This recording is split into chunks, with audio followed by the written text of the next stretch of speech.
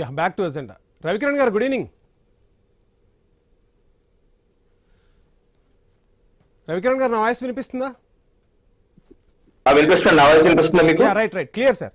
భారతీయ జనతా పార్టీ ఎన్నికల్లో గెలుస్తోంది కానీ దేశ ఆర్థిక వ్యవస్థను గాడిలో పెట్టడంలో పూర్తిగా విఫలమవుతుంది అనేది ఆర్థికవేత్తల నుంచి వినిపిస్తున్న మాట. ఈ ఆర్థికవేత్త ఎవరో కాదు, 2017 నుంచి 2018 వరకు మోడీ ఆర్థిక మండలిలో సభ్యుడిగా ఉన్న సుర్జిత్ బల్లా చేసిన వ్యాఖ్యలు. ఎందుకు బల్లా ఇలాంటి వ్యాఖ్యలు చేయాల్సి వచ్చిందంటారు? ఏం చెప్తారు? కాసేపు రాజకీయ విమర్శలు పక్కన పెడదాం.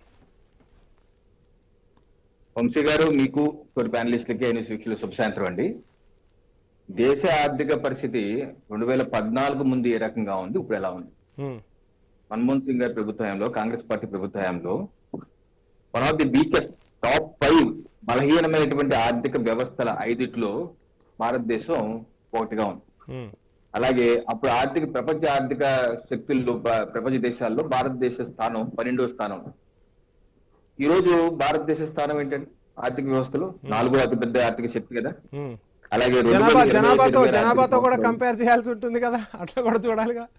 చెయ్యండి, అది కూడా చేయండి. అది జనాభా పెరిగింది, అయినా సరే 4వ స్థానంలోకి వచ్చాం కదా. జనాభా తగ్గలేదు కదా. అట్లా చూసినప్పుడు తలసరి ఆదాయం ఇవన్నీ పరిగణలోనికి తీసుకుంటే అది లెక్కల్లో కనిపిస్తుంది తప్ప ప్రజల జీవన ప్రమాణాల్లో మెరుగుదల లేదనేది చాలా మంది ఆర్థికవేత్తల నుంచి వినిపిస్తున్న మాట. రవికిరణ్ గారు, అవన్నీ ఉట్టి మాటలండి. పర్ క్యాపిటల్ ఇన్కమ్ పెరుగుతుంది, అన్ని పెరుగుతుంది. సో ఏ రకంగా ఆర్థిక వ్యవస్థ పుంజుకుంది. ఈ రోజు ప్రపంచంలో 4వ అతిపెద్ద ఆర్థిక శక్తిగా భారతదేశం ఉంది. గతంలో ఆ పరిస్థితి లేదు కదా. అలాగే ఇప్పుడు 2025-26లో ప్రపంచ దేశాలన్నింటిలో పోలిస్తే 7.7 జీడిపి గ్రోత్ ఉంది మనకి. లాస్ట్ క్వార్టర్ లోనే 7.8% వచ్చింది. మరి ప్రపంచ దేశాలు ఏ ఒక్క దేశం మనకి దరిదాపులు లేదు. China 4.9%, America 2.5%. సో ఆర్థిక వ్యవస్థ వెళ్ళి ప్రపంచంలో నెలకొన్న అనేకమైన అనిశ్చిత పరిస్థితి దృష్ట్యా యుక్రెయిన్ రష్యా జరుగుతుంది గత 4 సంవత్సరాలుగా. అలాగే గల్ఫ్ యుద్ధం జరుగుతుంది. ఇన్ని పరిస్థితుల్లో కూడా భారతదేశం పరిపుష్టంగా ఉందని మనం చెప్పడం కాదు. మన 2 రోజుల క్రితం వ్లాదిమిర్ పుటిన్ గారు రష్యాలో పెట్టినటువంటి ప్రెస్ కాన్ఫరెన్స్ లో ఆయనే చెప్పారు, భారతదేశం అన్ని దేశాలకు మించి ఏ రకంగా గ్రోత్ సాధిస్తుంది. అదేదో ఒకసారి అయింది కాదు, గత 10 ఏళ్లుగా వాళ్ళు శ్రమిస్తున్నారు, ఆ రకంగా గ్రోత్ సాధించగలుగుతారని చెప్పి ఆయన కితాబ్ ఇవ్వడం కూడా జరిగింది.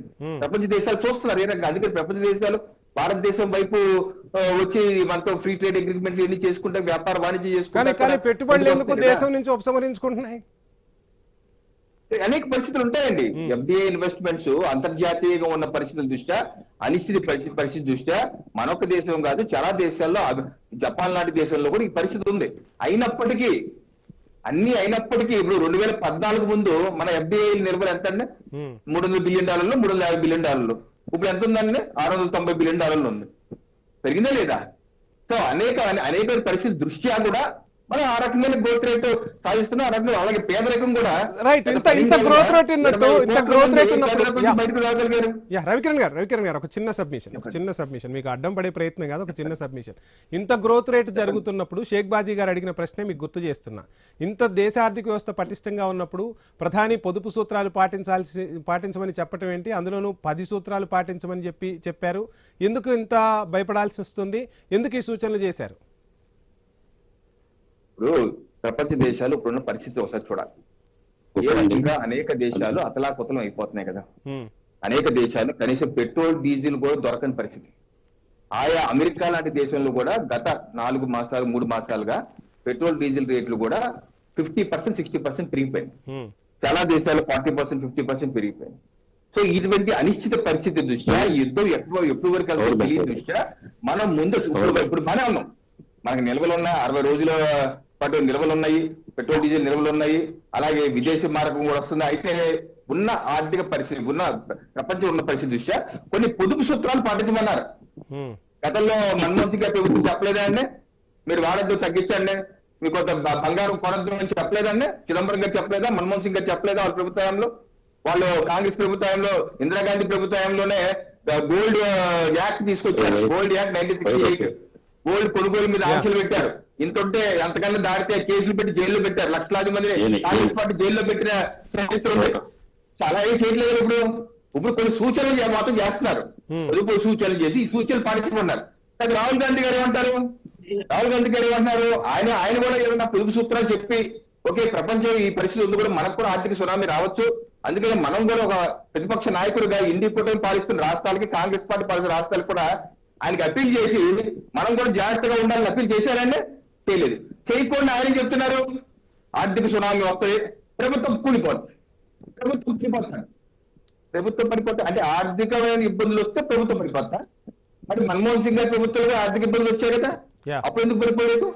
పివి నరసింహారావు గారి ప్రభుత్వ టైంలో ఖజానా ఖాళీ, గల్లాపెట్టి ఖాళీ, విమానాల్లో బంగారం పెట్టి వేరే Yes, దేశాలు yes. పెట్టి డబ్బులు అవును. తెచ్చుకునే పరిస్థితి. మరి అప్పుడు పడిపోలేదే ప్రభుత్వం, అప్పుడు పడిపోవాలి కదా, అప్పుడు మీరు రాజీనామా చేసి వెళ్ళిపోవాలి కదా, పారిపోవాలి కదా. అంటే ఆర్థిక ఇబ్బందులు వస్తే ప్రభుత్వాలు పడిపోతాయా? ఎలా పడిపోతాయండి? పోనీ బలం లేదా? మా ఎన్డీఏ కూడా బలం లేదా? మాకు 293 మెంబర్స్ ఉన్నారు. మన మహిళా రిజర్వేషన్ ఆ అంశం గురించి మాట్లాడదాం, ఆ అంశం గురించి మాట్లాడదాం. రవికిరణ్ గారు, రవికిరణ్ గారు, ఒకసారి సరే ఓకే ఆ అంశం గురించి మాట్లాడదాం. చాలా వివరంగా మాట్లాడాలి, మీ దగ్గర నుంచే నేను ఆన్సర్స్ కూడా తీసుకోవాలి. ప్రభు గారు, ఏంటి స్టాక్ మార్కెట్ క్యాపిటలైజేషన్లో భారత్ స్థానము అటు తైవాన్ కన్నా దక్షిణ కొరియా కన్నా కూడా వెనకబడిపోయింది. ప్రస్తుత పరిస్థితులు ఏ విధంగా చూడాలంటారు? అంటే స్టాక్ మార్కెట్ క్యాపిటలైజేషన్లో భారత్ 7వ స్థానం